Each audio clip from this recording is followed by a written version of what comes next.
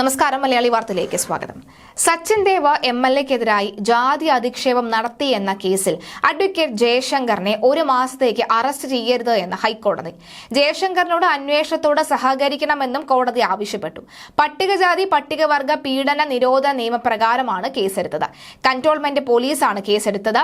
സച്ചിൻ ദേവ് MLAയുടെ പരാതിയിലാണ് കേസെടുത്തിരിക്കുന്നത്.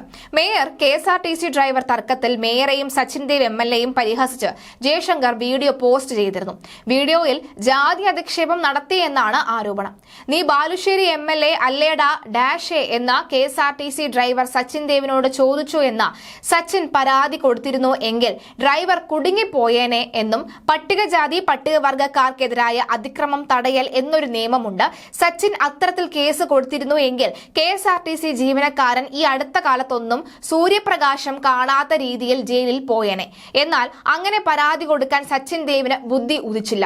അത്രയ്ക്കുള്ള വിവേകം സച്ചിന് ആ സമയത്ത് തോന്നിയില്ല എന്നാണ് ജയശങ്കർ വീഡിയോയിൽ പറയുന്നത്. രാഷ്ട്രീയ നേട്ടത്തിന് വേണ്ടിയാണ് തനിക്കെതിരായ കേസ് എന്നാണ് ജയശങ്കർ ഹർജിയിൽ പറയുന്നത്.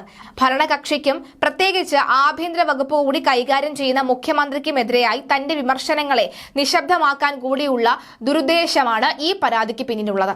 താൻ മുഖ്യമന്ത്രിയെയും സർക്കാരിനെയും യൂട്യൂബ് ചാനലിലൂടെ വിമർശിക്കാറുണ്ട്.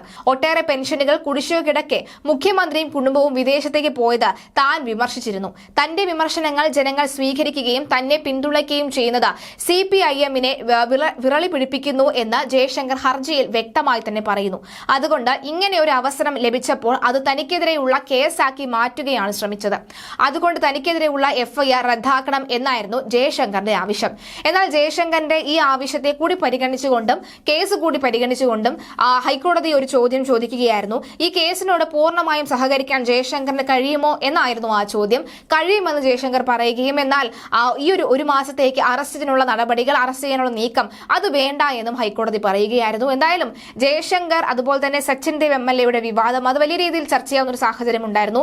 യേതുവും അതുപോലെ തന്നെ മേയറും തമ്മിലുള്ള തർക്കവുമായി ബന്ധപ്പെട്ട് തുടർന്ന് വീഡിയോകൾ ചെയ്യുന്നതിനിടയിലായിരുന്നു ഈ പരാമർശം നടത്തിയത്.